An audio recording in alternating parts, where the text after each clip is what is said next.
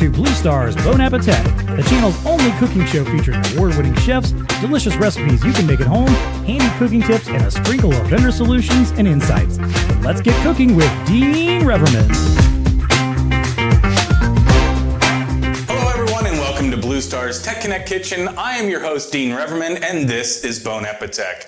You know, over the years, we've been blessed to have great chefs on this show like Kayla, Kim, Mitch. Throughout the years, they've shown us great tips and recipes and really cooked a lot of unique things along the way. But today, I think we're going to shake it up a little bit. We wanted to shake it up a little bit by showing you that, we can cook too. So we're going to bring to the table today some of our recipes. And I am joined by John Martin. Hey, everybody. There you go. Has been joining us behind the scenes. So we thought we'd pull some people, John out from behind the scenes. So actually, you've seen him on the commercials. Yeah. They see enough of me. Yeah. Exactly.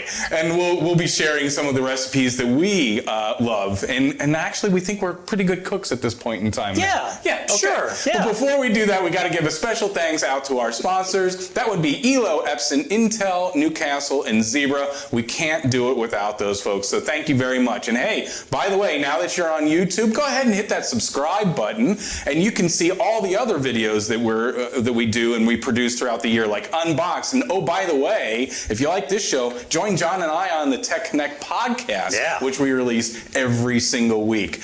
You can join us on LinkedIn. If you haven't linked up with us, do so there. Connect with us on LinkedIn as well. Okay, so I guess it's time to kind of dive in. Yeah. John, let's start off with you. What you got there? Well, you know what? Honestly, I have wanted to be part of this show since we started it. I mean, it scratches that itch of getting on a television show. I love to cook. Yep. I've been cooking pretty much, since I moved out on my own. I didn't want to be one of those guys who was all like ramen noodles and frozen meals and takeout all that. Wait a minute. I got a college kid, kids, and they're eating ramen noodles. Yeah, exactly. And very much. I did go through my Hungry Man phase. Remember those Hungry Man meals? Yes. Where I ate too many of those. Yes. But that stuff's not good for you. So I started learning how to do a little bit of cooking on my own. So you had to grow up a little bit? Is that what you're saying? Yeah, oddly enough. I don't know why we asked people to do that, but I had to grow up a little bit.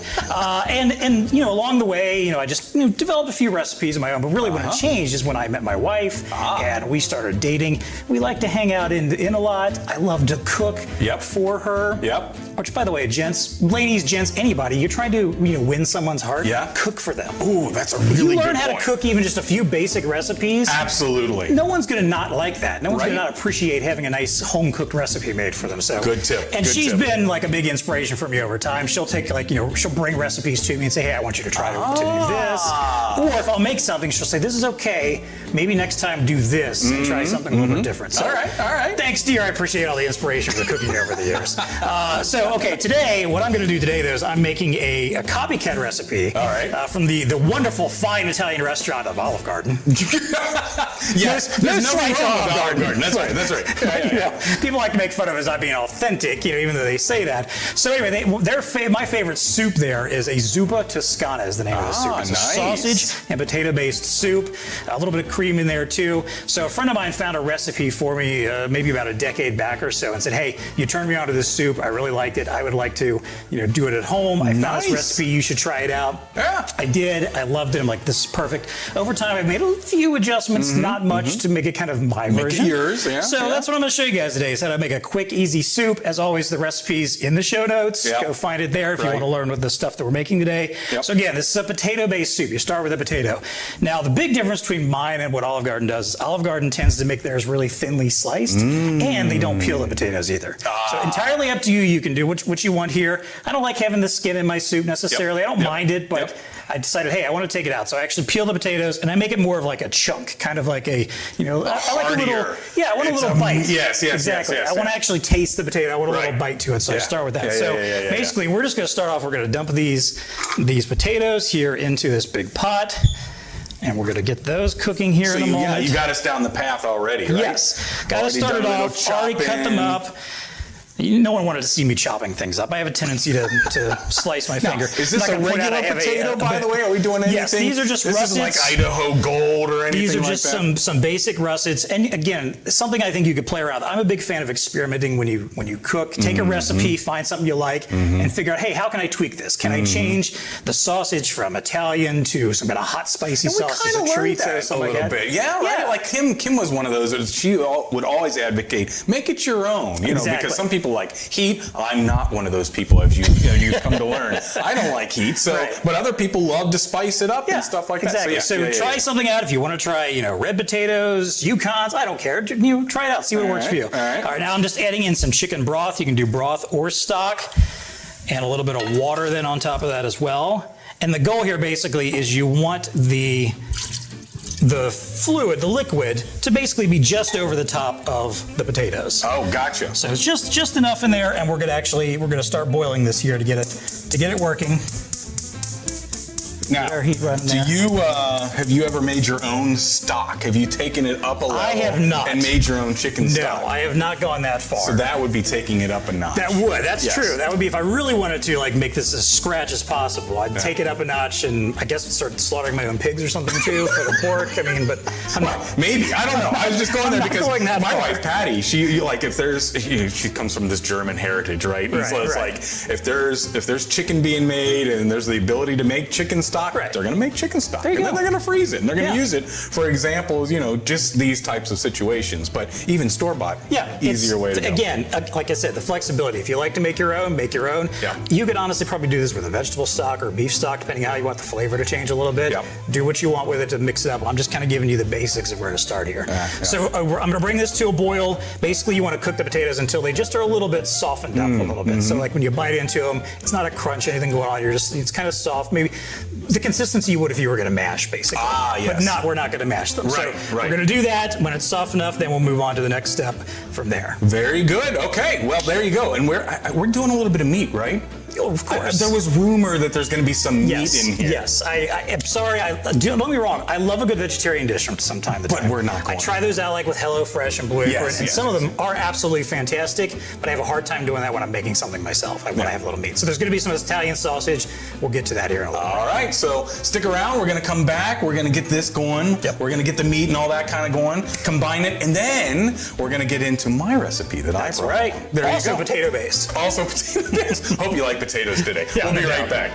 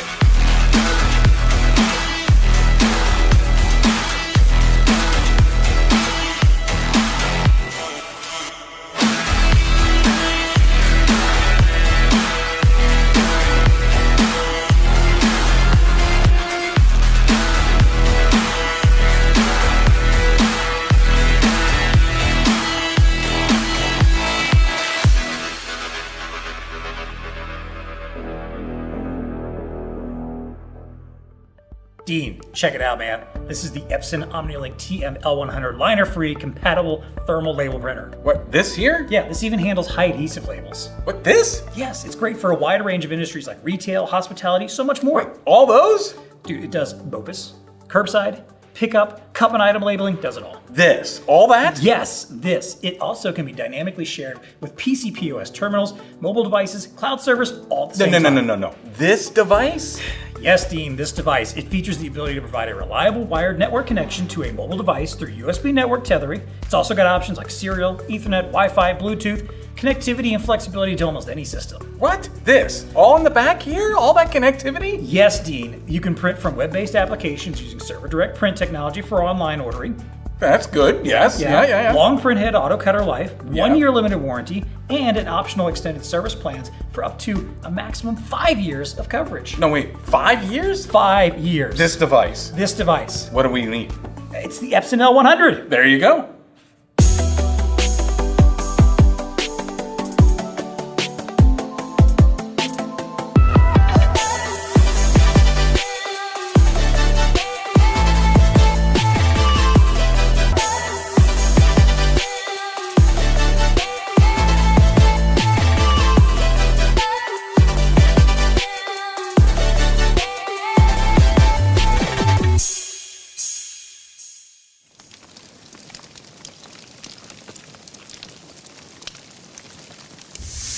Welcome back, everybody. We are here with John Martin, our behind-the-scenes guy. What? Behind-the-scenes chef? What? Sure. We're cooking all this time? I'm the man of many talents around here. Cooking just happens to be one of them. So we are doing Zuppa Toscana. That's right. That you can commonly find at the Olive Garden, apparently. Yes. But we're taking it up a notch. All right, so you're going to get a much better version. There you go. There you go. So we got our potatoes going over there. We have the potatoes finished cooking. They're nicely boiled. They're softened up. They got a little bit of chew to them, but not a crisp crunch anymore. Yep. So we have an onion. Okay, we had an onion. Now you can use a whole onion depending on how much onion you want. I love me some onion. Okay, well then you can use a whole onion. Right. You're cutting it in half, chopping it all up, basically just dicing it up small. You're going to add half of the onion, however much you do. I only do a half onion and split that up, so I'm basically doing a quarter onion. But gotcha. So half your onions goes into the soup or into the potatoes that are already cooking, and they're sitting there simmering together while you start cooking your Italian sausage. This is Italian sausage. I just use Bob Evans, like the rolled sausage.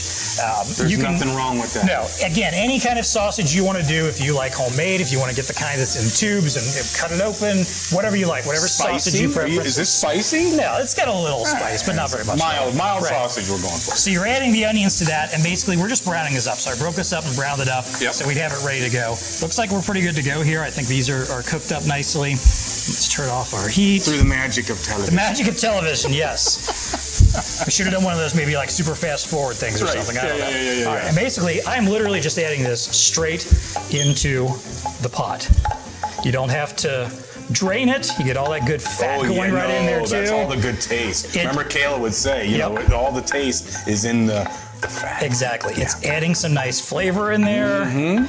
And honestly, this is one of those rare recipes where it's actually just as good, if not better, the next day. Ooh. And part of that is because I think all of this, you know, the fats and all of the flavors start blending in there together. So, you know, I have to, like, you know, have a bowl when I make it, obviously. But I always like to have some leftover that I can save for the next day, because you reheat this stuff the next day and it just seems like there's just even more flavor than that there. All right. So and this is one of those already that very aromatic. Like your house is going to smell great. Oh, yeah. You got the sausage going. You got onion going. Everyone's going to know what you're doing. They're going to be excited about it. All right, so now we got to like turn this into an actual soup. What you got there? Well, we got a little cream base here. So I got some whipping cream. I'm only going to use maybe about half of this. They usually recommend more like a carton size or whatever. So it's about a half of this size here. Okay. Again, however creamy you want it to be. So you're going about 8 ounces is what you're showing there. You can decide to add in there. Yep. All right, so I'm adding in that cream. We're going to do a little bit of seasoning. Again, up to you what you want to season. I'm adding in a little bit of salt here, just to give a little flavor. We're going to do a little bit of. Oh, see, now I would go a little heavier on the pepper. Again, I like pepper. It's everyone's choice. Yep. Now, I do add, though, a little crushed red pepper. Oh, now, this is going to add a little. That's going to take it up way a little bit of kick. Not too much. Sure. I don't want to do a lot. So my wife again loves that stuff. She'll put it on her pizzas, whatever. I stay away from the red pepper because I get one of those lodged in my mouth and I'm like, Exactly. I'm not someone who likes a lot of it either, but I'll add a little bit so you get a little every now and then. This is looking awesome. You get that little hint, little extra flavor there. It is. It's so basically now we got this all mixed up. Now you'll notice I have some kale over here as well. I'm going to put this kale in here in a few moments. I know you're going to kind of get started a little bit on your dish here. The kale is up to you. Like some people like to put it at the very end, the last thing, or maybe even when you're plating it, just put it in there so you have the crunch. I like for it to soften up a little bit, so I tend to put it in a little before it's entirely done and before I serve it up, just because it softens it up a little bit, and then it's just kind of part of the dish. Again, entirely up to you how much kale you want to use. You could probably use other vegetables if you want to, but I like to put a little bit in there. I'm going to add a little more cream, I think, in here, though, because it's...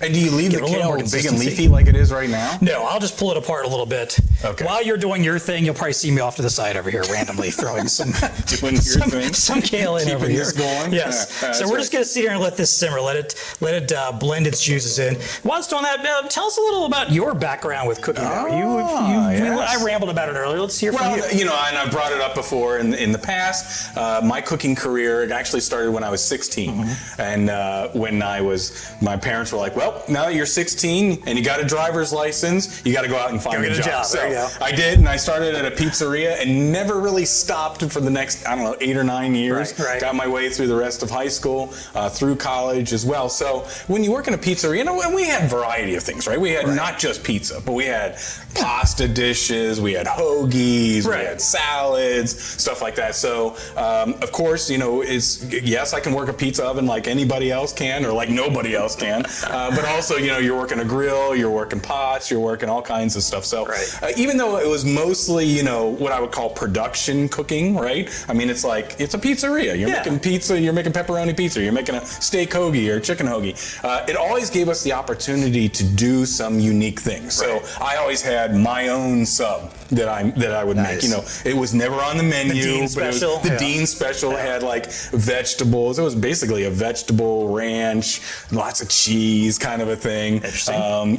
We had a fryer. Have you ever worked in a restaurant? I have not. Dude, when you work in a restaurant and you've got a fryer, the fryer is like you try anything in a fryer. Is that where all this stuff like deep fried Twinkies and Oreos come from? Yes. People just randomly throw stuff That's in where and I was try just it going out to and go. see I what mean, works? clearly these are people that are just working around their fryer going, oh, this is, what else can we throw in there?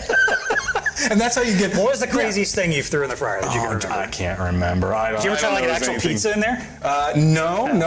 Well, yes. Okay, it's almost like a calzone. So we would take the calzone. There you go. Yes, we would take that dough. We would wrap it up. But you want to make sure it's airtight because if the cheese or any of the water starts oozing out, like if you put tomato or something like that in there, man, now you got a mess on your hands. That fryer is hot.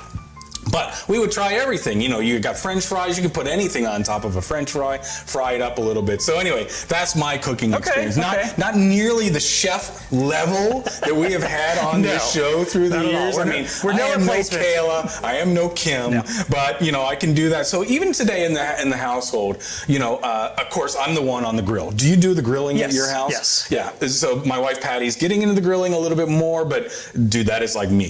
So I'm on the grill, or if there's pasta be made, I'm the guy who can do that. I can do the al dente pasta. That's not at all what I'm doing today. Okay, well, so what are we doing today? I thought we'd throw it back to my family recipe. So I've got a German heritage, shocker, here in the city of Cincinnati.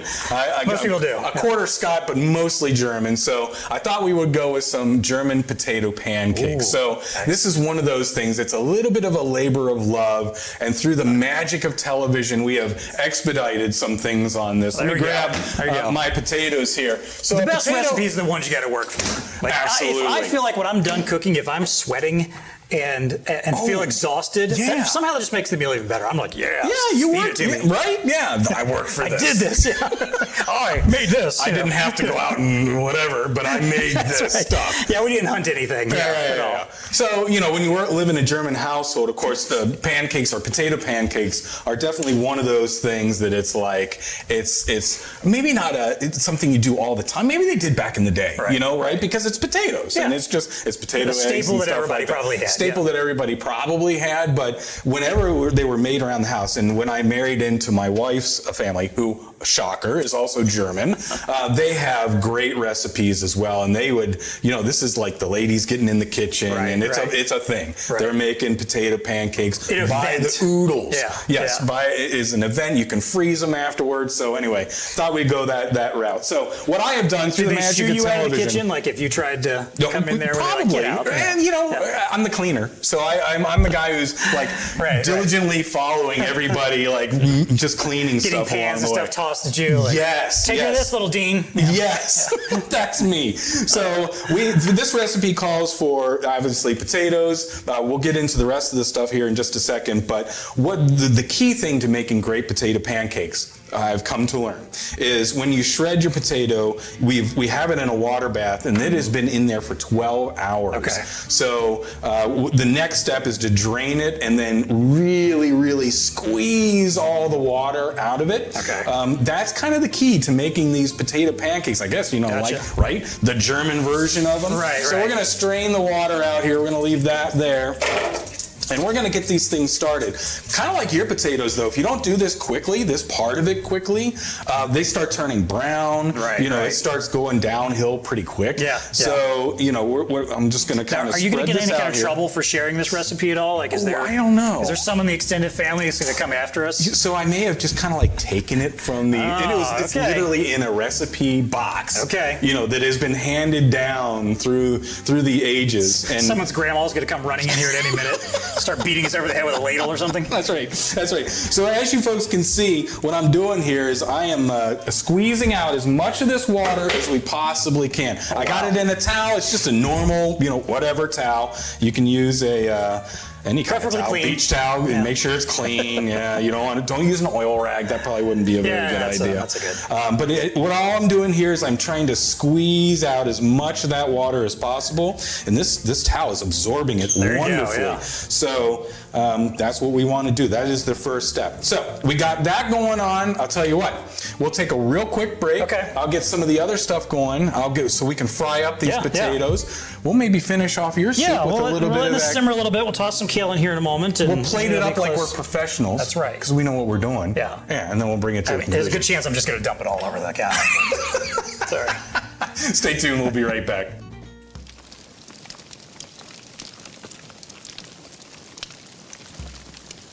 Hello everyone, welcome back. We are going to make something wonderful with Intel. I'm Dean Reverman, that's Mike Byington, and that is Rob Risney from Intel. And we're going to start by making a drink, right Rob? Absolutely, I'm happy to be here. What's fun about, of course, I've done this talk before and we've looked at using classic spirits, like of course one of my favorite bourbons, Bardstown. Bardstown. To do something. I want to do something a little different, since often we just think of, drinks with bourbon as really strong flavors. Mm-hmm. In this case, what we're going to do is we're going to do something called a bourbon sidecar. Okay.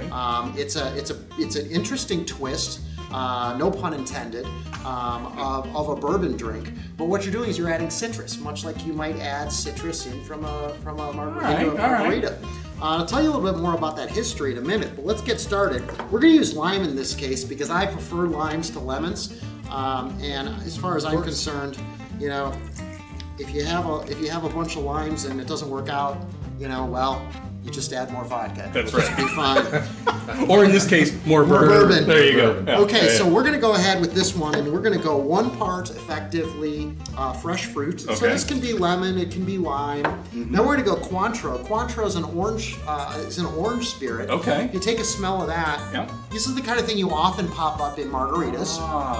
Yes. This, as opposed to say Grand Marnier, which is a cognac. This is purely fermented from beet sugar and with oranges in it. Interesting. So we're going to go ahead and do 2 parts of that.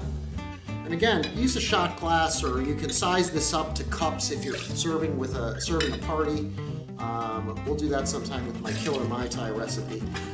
But here we go. I'm guessing you're more of a visual kind of guy. Yeah, well, anyway. there's that. Yeah, okay, yeah. So now we're going to go 4 parts bourbon. Yep. So again, okay. For those of us that like bourbon, what's neat about this drink? And count me in those folks that like the bourbon. Yes, okay. I know. Fair enough. So in this case, we're going to go ahead and mix this up this way. The reason I like this one is you can favor more fruit or more orange or more bourbon depending upon how strong a flavor you want.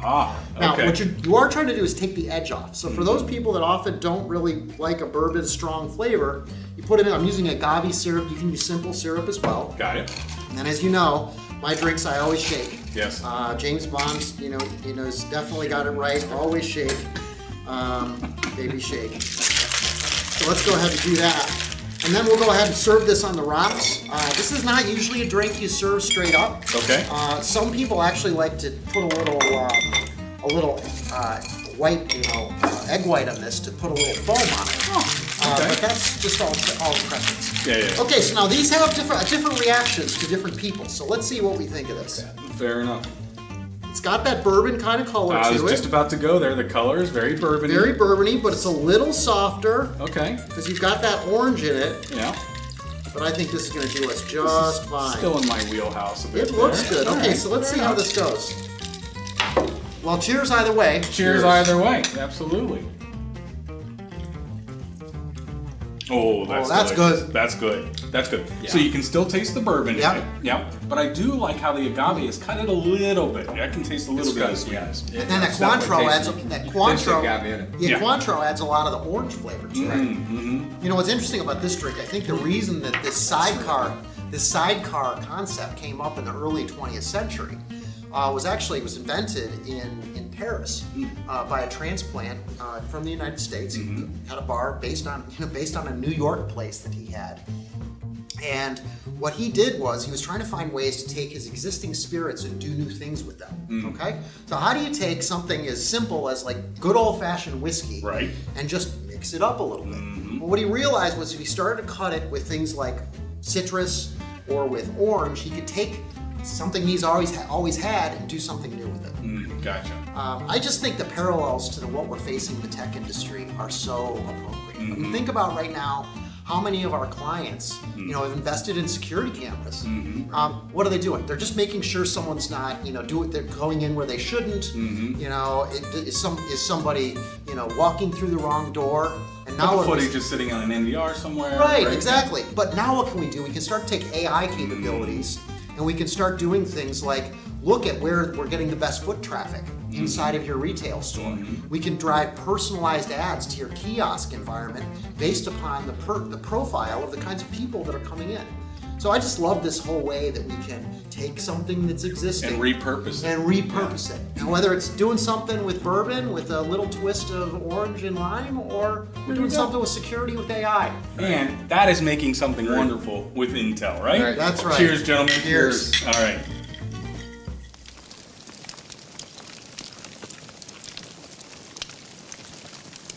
And we are back here cooking up some potato pancakes and Zuppa Toscana. That's right. Very nicely done. So this has been simmering for a little bit. It has. Huh? I added in the kale, just like I said, let it soften up a little bit. We're pretty much ready to bowl this here. This can be a very, very hot soup out of the gate. Yeah. So I'm going to go ahead and put it in some bowls for us. So by the time you're done with your thing here, this will probably be cooled off enough for us to eat.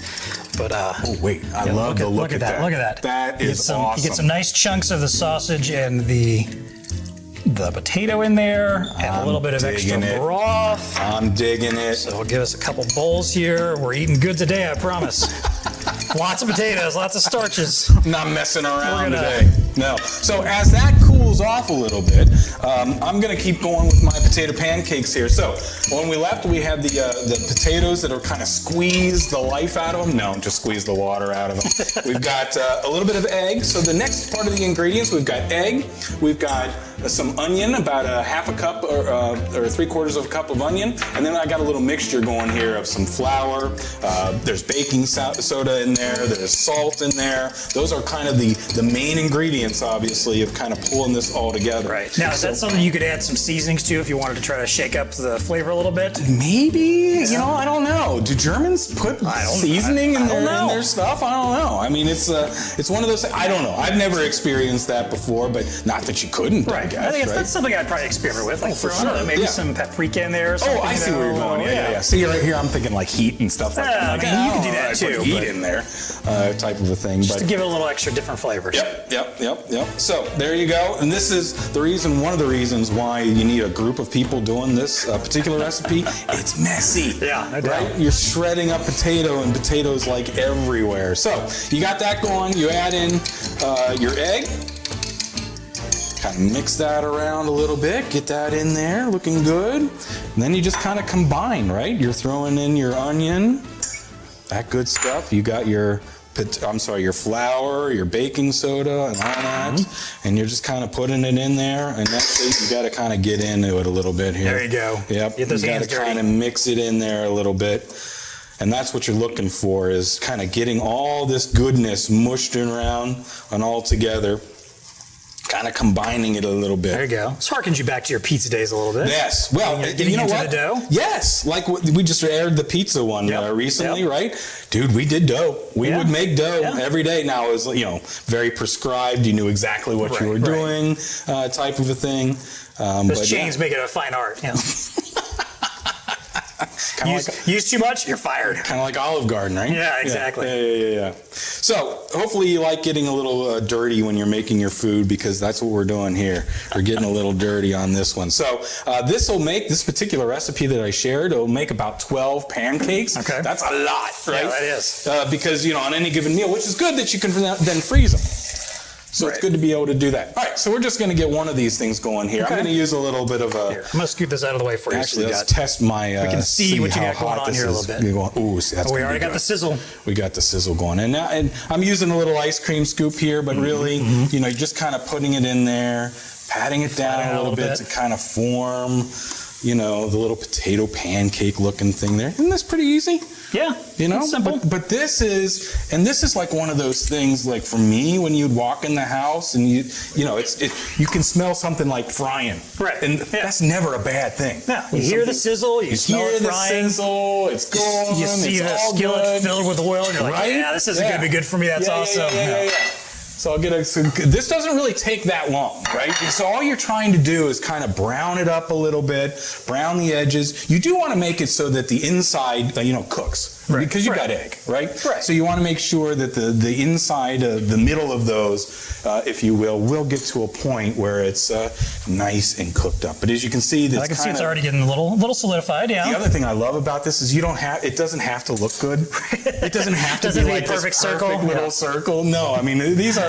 I'm sure on the overhead shot, it's like these are a little ugly. They don't that's have okay. That's all right. That's how you make food with love. It's not perfect. It's not beautiful. Absolutely. Because love isn't perfect and isn't beautiful. So we're very metaphorical here on AppeTECH, folks. No doubt about it. So we're just cooking these up, and that's pretty much what we do here. Okay. It's pretty straightforward. Now I do have a couple things that I'm going once we plate them up that we're going to complement it with. Here. I mean, right? So we're in Cincinnati, like I said. It's a very German town, and you can put anything you want really on top of this. A lot of folks will put applesauce on top of it. I've got brown or kind of that mustard. This is actually a Dijon mustard, but a brown mustard is often very good as well. If you think the applesauce thing is weird, try it and you'll see. It's one of those things like you try it and you realize like, oh no, that was actually a fantastic idea. Yeah.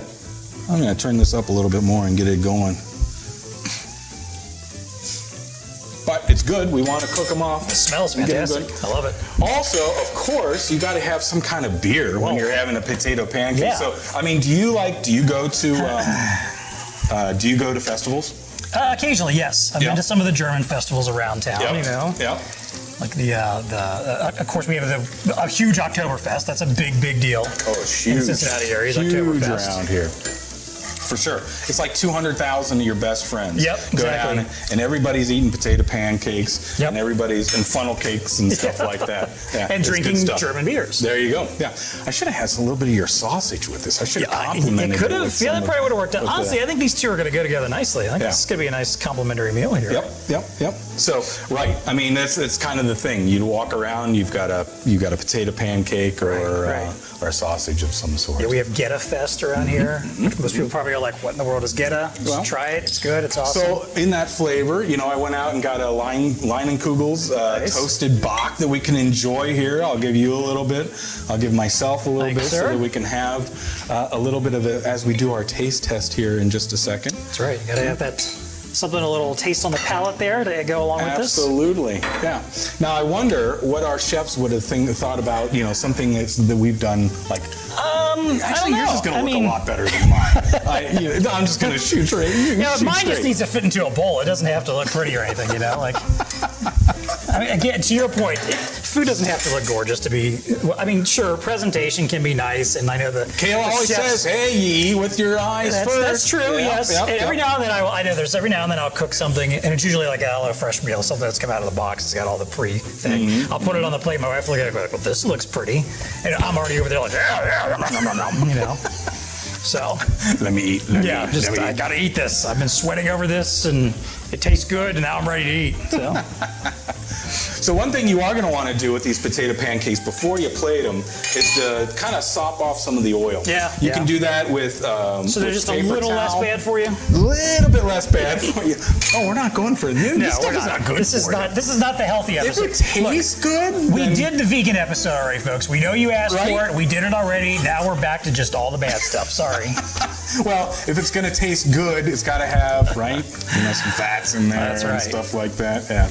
Yeah. So we're doing pretty good. Okay. Typically, I like to get it a little bit more brown than this, but as you can see, it's cooking through. Yeah. It's bubbling up through the middle. All good signs. All exactly what you want to have happen. You could start off with your oil a little bit hotter and kind of like flash. Fry it on the outside there. But the reason why I don't like to do that is because you really do want to try to cook it all the way through. If you flash fry that outside, You get the crispy edges. you and get the crispy, which is good. But then the middle, if it doesn't cook right all the way through, you really want a potato pancake that's been Now, cooked is there all the way anything through. particular you like to serve this with? Like, are you just eating this by itself, or do you have some Yes, kind of, I mean, of course. I'm not saying you couldn't. Yes. I'm just saying, is there a pairing of some kind of meat or I'm a Met whatever guy. that you... I love Mets, so Okay. But for me, I'm going to go really traditional like that. Kind of a Met type of thing. Could go abroad. Either one of those works really well. Good broad. You I could can see do that. a hunk of meat, or something like that. I'm trying to think of the one meat that we sauerbraten. Okay. Of course. Now there's another meal. I didn't go there because that you are literally marinating the meat for about 3 days. Oh, wow. It is a production to make a really, really good sauerbraten. Tune in for our special secret episode where we just Right? watch Dean marinate meat for 3 days. Yeah. All right, we are there. These are Look at there. this. This Get nice is golden brown. See, that one's looking really good now. Yep. Looking good. So I'm going to take this one out and drain it a little bit. Get this bad boy over there. Get this guy going over here too. So again, all I'm doing here, folks, is just kind of straining off some of that excess oil, just so it's not, sitting in an oil bath, if you will. Right. But they're really easy and really straight away. You can plate them and be good to go. So I'm going to plate yours. Look at that. That doesn't look that bad. You did great there. See? I know, right? That looks good too. It's just And then we're going to do a extra little helping. dollop. Can I give you a little applesauce? Yeah, how about it? Yeah. All right. Yeah. We're going to go on a little applesauce on I'm the game for it. side. We're going to go a little Mustard intrigues me too. I've never done mustard with something like this. Oh, no? That's All right, well, I'm going to give you a intriguing little to me. bit of each side there so that we can do that. Okay. All right, so we are going to do something we normally, we don't do a lot. We're going to do a little of our own taste testing. That's true. here. Yeah. Let's do it. Be our own critiques along the way. Do we want to move around the front side here, and so we're not leaning over the hot oven What here? the heck? while we're Yeah, doing we'll that? come So around. I'll go ahead and turn this Absolutely. off. Yeah. All right. I'm excited about this. Oh, let's see. So hand me that bowl over Yes. there. There you go. are, sir. It's always good to sit down with good friends and having a good meal. Exactly. I already know what my Zuppa's going to taste like, so I'm starting do? with your pancakes. I've made it a few times, so I'm pretty comfortable with how it's going to taste. All right, well, I'm going to start off there. Ooh. This, folks, I know, it's... TV does it no justice. No, it does when not. you can't smell and see. This is the next time I go to the Olive Garden, I am definitely jumping in on this. Tell you, try it out, and then compare it to this, because unfortunately, it's not quite going to be the same. That's good. They got to save some money, so they got to water it down a little bit. So It's not as much on the. Is it as creamy as that it's is? not quite. It's usually a little more liquid, a little more watery. Like there's cream in there, but probably not as much as I use. Gotcha. All right, Gotcha. these are fantastic. How's the potato pancake? Very working good. I out, really man? liked it with the applesauce. I do a little bit of both. I put a little applesauce on there, throw a little mustard on there. Oh man, See? That's good stuff. that's good stuff. Cheers, my friend. Cheers, sir. That's always good. Very good. And thank you, folks. Beer. Yes. What's that? Well, I was going to say, kudos to you also. Like, I know we're wrapping things up here, but for those of you who've been watching, and I know a lot of you have been watching for these last few years we've been doing this show. I'm usually the guy who's in there on the chat. I'm probably in there right now talking to you all in the chat. Little behind the scenes peek there. You guys are some of the most engaged people I've ever seen for anything that we do. We love how excited you guys get about the show, how many of you watch every week. Kudos to you though, man. Like you have been, this was something you ran with, you made it fun.